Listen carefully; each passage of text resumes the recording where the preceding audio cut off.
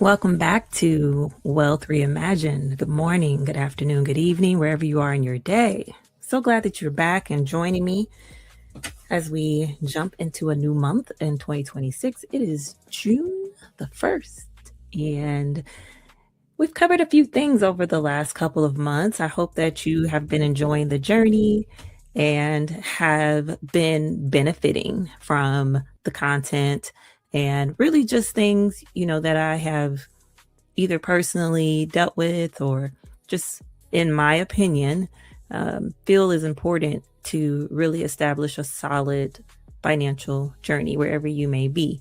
So, welcome back. And thank you for tuning in again. Thank you for tuning in. So, today I want to address maybe while you have been consuming and listening and tuning in, and you maybe even done some of the things that have been mentioned, I want to address maybe for those who are having a hard time getting started, or maybe when you're listening, you feel a sense of motivation and you're like, oh man, that was great. I'm going to go and do this. But just to find that you will not start, or you feel a bit crippled, or just not able to mobilize anything. It may not necessarily have to do with a lack of practicals. It may have more to do with some beliefs, beliefs around money to be specific. And so today, that's what I really want to dive into. While it can maybe be thought of as a money mindset, I actually want to peel a mindset layer back, and let's actually look at maybe some money beliefs that you have. So there has been some research done around this by people that study behavioral finance as well as financial psychology. And one of those individuals, Dr. Brad Klontz, he has done some extensive work in creating a framework around what he calls money scripts. And in a nutshell, these money scripts are just 4 areas that he has extracted from his research that many people run into when it comes to their beliefs around money. So I am trying to purposely, because this is a journey that I have already been on for about a decade. And so I have to say that because I do not want anyone to feel that my beliefs or my mindset is just instinctual. This is where I'm at. This is what I believe. I've done a lot of work. I've had to peel back many layers. I've had to do a lot of self reflection from when I first heard about this concept, and create a lot of self awareness. And I hope that some of that work comes through in the opinions that I share around money and establishing your budget and establishing that emergency savings, so on and so forth. So, money beliefs oftentimes stem from your childhood, like most things that we have to navigate and unpack in our adult life. A lot of that will come from childhood, maybe a specific situation, an incident that occurred that you remember. You may, you were a child, so maybe you didn't know all the details. You just remembered the impact of that event. It could have been, experiencing flooding and water up to your knees, and there was no immediate solution, and all the just challenges that created That is an example, of maybe an event or incident that occurred. Something else could be things that you heard growing up. I think we've all had to hear, money don't grow on trees, right? Till you get a really smart kid that says, yes, it does, because it's made of paper, right? But but we've all, I'm sure, have had somebody, some relative, tell us money don't grow on trees. Like, what do you think this is? You're asking for this. You want this. Like, this money doesn't grow on trees. That's a real popular one, but there could be many others. There could be other things that you may have heard growing up that have shaped a belief that you live with today. I can think of one personally where I remember, so I grew up in a single parent household, and I remember being told that things would be easier if it were a two income household. And so I remember thinking that was true for a long time. And I'm not saying that in some instances it isn't true, but it does not have to be the end all be all, I have tried my darndest to go against that belief, even before doing work to reframe that and kind of disassociate myself with that belief and thought process. So I'm trying. Oh, and so also with that, what was something maybe you saw? It could be things that you saw, maybe not necessarily things you heard, but just what was modeled. What was modeled for you? Did you witness constant phone calls and bill collectors, or did you witness extravagant spending? Just those different things. Those are the things that I really want you to take some time for yourself and think about. Okay, here's some things I remember hearing said growing up. And I don't mean, and I won't say that. I was going to say, I don't mean like one time, because sometimes those one time things have become like a core memory, that does impact us. And if it comes to mind, it probably is worth jotting down. This is something that I've heard. These were behaviors or things that I saw growing up. I watched my mom do, I watched my dad do, I watched my grandma and grandpa do, my aunts, whoever, I remember seeing this behavior happen, and it created this belief for me that money is bad, or it could also be the other side of the spectrum, where it doesn't have to be a negative feeling or negative experience. You could have had everything you always wanted growing up, but on the flip side of that, you may experience a little guilt sometimes, because maybe the people that you are around most of the time, or were around, weren't able to have those things. Maybe you were the kid that every time the new Jordans came out, you were able to get them. Your parents were able to get you those without a problem, without an argument.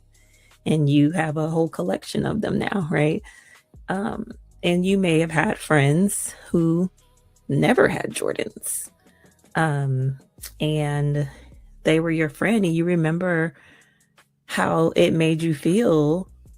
Maybe you felt bad, and there's some empathy there. Like, man, I wanted us to have matching this, and my friend can't get it. And, or maybe it didn't, everybody's different. And that's the thing also to remember, that everyone's going to have a different experience or outcome or impact. You're going to have a different impact. So two people could hear the example I gave earlier, money doesn't grow on trees, right? That can leave this feeling of there's not enough. that could create a scarcity mindset that could put you on one path or another. It could put you on a path of, money is hard to come by, and there's not ever enough of it to go around. You could then adopt that, or you could adopt, I want to make sure money is never a problem.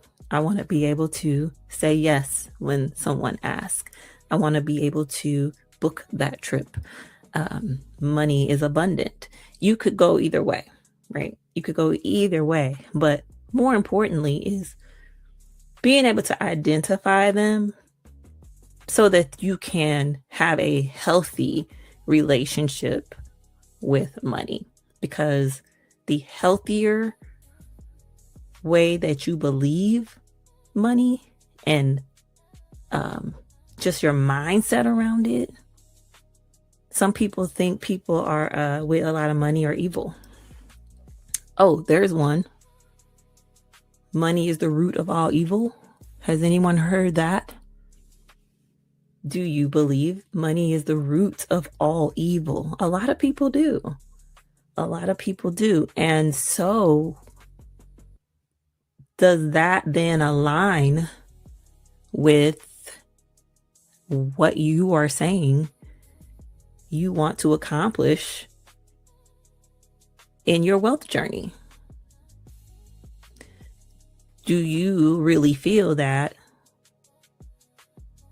you establishing wealth, you creating security, you leaving an inheritance is evil or makes you evil to set such goals for yourself? Does the amount of money or lack thereof give you some type of status, or make you feel, does it impact your self-worth? These are the types of questions. Okay. So think about things that you heard. Write them down. Things that you heard growing up, or a thing that you heard, write that down. Think about things that you saw.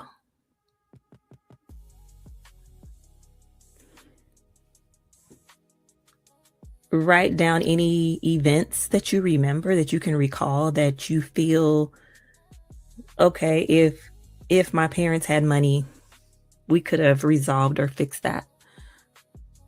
Or I believe that it would have been easier. I believe life would have been harder if. Write these things down. So I guess this is kind of a encouragement to journal episode. Just write it down on a piece of paper. What comes to mind? Those things that come to mind when you think of growing up and how you saw money. Because then you want to take that information, and it's time to not only reflect, but reframe. Okay. So if you have a belief that money doesn't grow on trees, you may have to reframe that belief, because money doesn't grow on trees may not be serving you and causing you to be unaligned with your financial goal. So that would be more of a scarcity thing. Okay. Money doesn't grow on trees. Let me try to think of something on the spot here. That could be reframed as,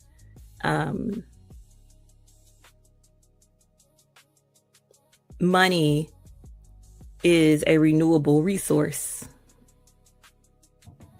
because it is. Money is a renewable resource, especially in the States. Okay. This is a capitalist society. There's always a way to earn a dollar. There always is a way to earn a dollar. Money does not grow on trees. Money is actually a renewable resource. If you want to earn money, you can. You can apply for a job. You can start a business. You have a talent. You can advertise that. Are you good at baking? Sell cakes, sell cupcakes. Do you have a skill that you do better than everyone else in the room? You could probably monetize it. So it really is just picking apart at that belief that may have you a bit stagnant in your journey. It's making you feel that you won't be successful. Okay. And I did want to address starting a journey, right? So that feeling is not only maybe from money beliefs that you have, right? It could also be due to expectations. Folks, we have to be realistic. When you start out anything for the first time, there will be a learning curve. There will also be challenges. Okay. I'll use myself as an example. I have gotten serious about my about my fitness journey. I am at that stage in life and I have had to learn and really reimagine my health and have a better understanding of what's going on and how to combat it in a natural way. Okay. So that means I've had some trials and errors to learn from, and I had to make adjustments. I didn't quit. I'm not going to quit because the end goal is more important to me. So I'm not going to quit. I have to adjust. I have to be realistic. I am not in the best shape of my life any longer. And I have to start where I am and work my way back up to a point of whatever that best shape will be for me today. Not where I was a decade ago. What that will look like for me today. It's no different starting your financial journey. Let's look at starting a budget. You're going to start your budget. It may be the first time you're doing a budget, right? And your budget, the first time you realize you do not make enough money for all of your expenses, that in itself is discouraging. Okay. So then you have to start where you are. I don't have enough money. So then your first goal is to break even. That's where you start. And that right there is why I try to avoid cookie cutter opinions, cookie cutter advice. This is not one size fits all like most things. Okay. But you have to be able to understand the basics so that you can apply it to your personal situation. So if you don't have enough money when you did your first budget, goal number one, how do I break even? Right? Yeah, you could say, how do I get more money? But let's learn how to be great stewards of what we already have. Okay, here's what I have. How can I break even? That could mean you may have to cut something. That could mean you may have to get more money if there aren't things that can be cut. That might mean having to do your hair yourself for 5 months. I don't know, enough to keep that money to pay something off that's causing you to be upside down. That might mean you have to paint your own toenails this summer. I mean, those are the things we have to think about, but that should be goal number one if that's your position, right? Let's say you Let's say you aren't in that boat and you have enough money, but you can't stay on track for what you budgeted for that line item. So let's use grocery.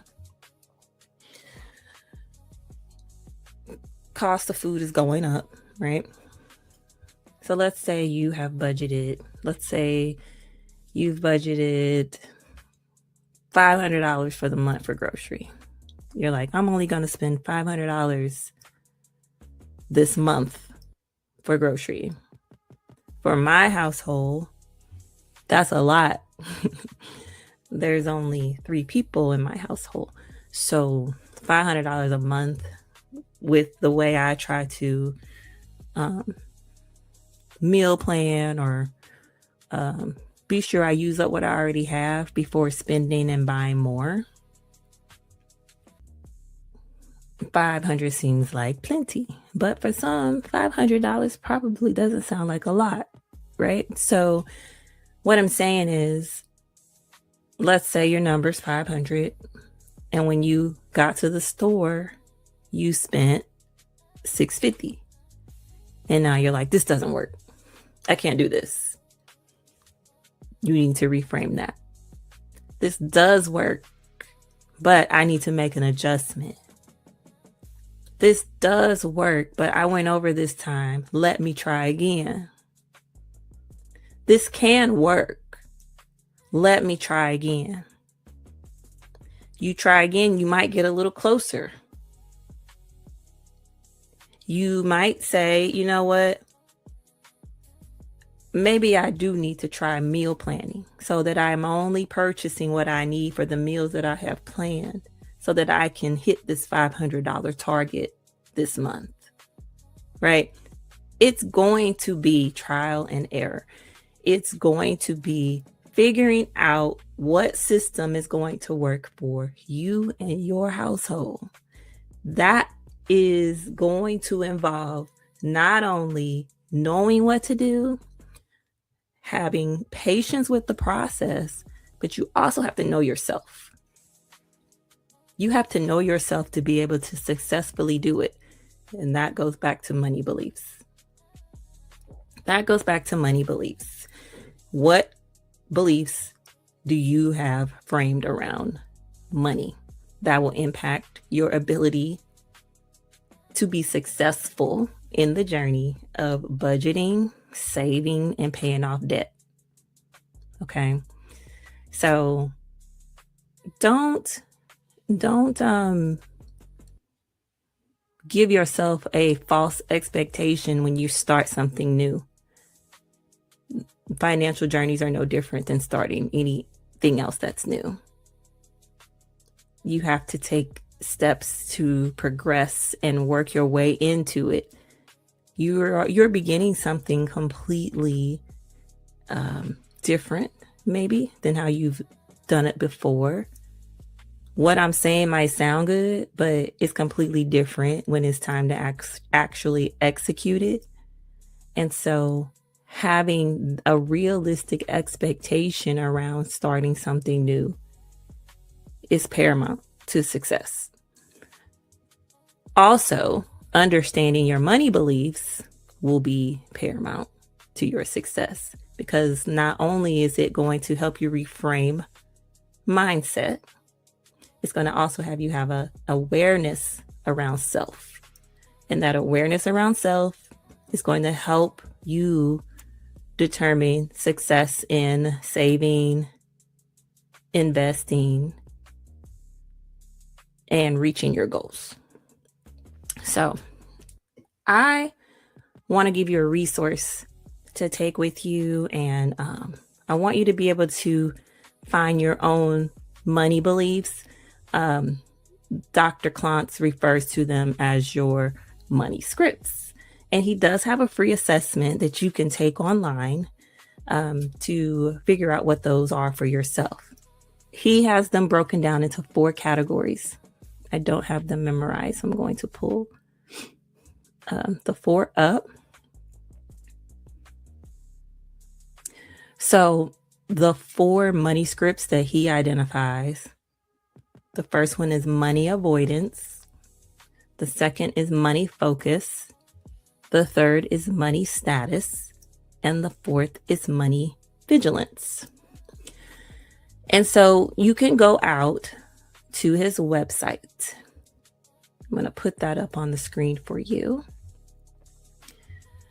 And there we go. bradclontz.com/money-scripts test. You can take this test. This assessment is free.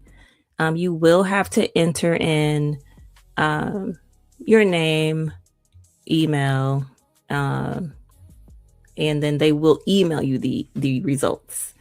I took it, and I wish I had taken it. I've done the work for this. Like I said, it's been over a decade now. And so the money script that I have now would be money vigilance. And when I was reading what that meant, I was like, I really want to know which one I would have scored high in prior to doing the work. I think prior to doing the work, money avoidance would have been the one for me. But today, I am money vigilant. And so briefly, I'll just read this first paragraph. It says, those high in money vigilance tend to be alert, cautious, and deeply concerned about their financial well-being. They value saving for the future, believe in the link between hard work and financial success, and often avoid unnecessary debt, especially credit card use. And I was like, woo, that hit the nail right on the head about me. That's pretty much me. But that's where I am now. Like, that's not where I've always been. I've not always been vigilant. I have become vigilant. And so I will say that I do appreciate it saying that does come with its challenges. So, however, money vigilance isn't without its challenges. While it promotes healthy habits like saving and living within one's means, it can sometimes lead to excessive worry or reluctance to enjoy the benefits of financial security. And so I appreciate that being in there, because that goes back to my personal life motto of balance. Everything is a balance. So while I may have now developed a specific vigilance around my financial well-being, I can't be so one-sided with it that I can't enjoy it. That's where the balance comes in. So I would encourage you to go out, take the assessment. Again, it's free. You will have to enter in a couple of things. They will email you the results, and see what money script may be coming up for you. I think it took me about 5 minutes to do the assessment, so it won't take a lot of time, but I would love to hear which one you scored high on. No judgment. This is a judgment-free zone. And leave a comment, and also tell me if you agree with the outcome based off of things that you've already reflected on. So go and write down those things about things I've heard, things I've seen, things that I saw, an incident, that I saw. Jot those down, right? So you kind of like, thinking about it. And then go take the assessment and let me know what came up for you. So I hope this was helpful. I would love to hear from you. I would love to hear if this is something that you gained anything from, gained any insight from. I'm trying to think of more content that I feel that really would be beneficial. Like I said, as far as just how do I budget? How do I save? How do I pay off debt? You can Google all that. I'm happy to tell you. I'm happy to tell you those answers. However, my experience has been being in the banking industry for over 20 years now, and knowing everything that you should do. The question became, why am I not doing it? Why haven't I done it? That became the question. And that's when I started this journey over a decade ago, digging a bit deeper, because it was, in a sense, for me, embarrassing. It's like, I've been in this industry.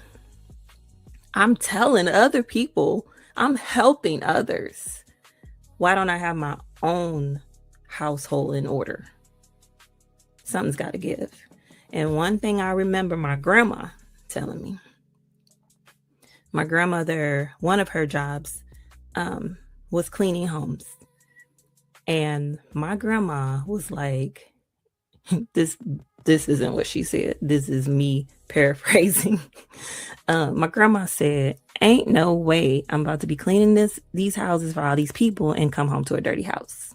And that was the same thing I ran into when it came to my financial well-being.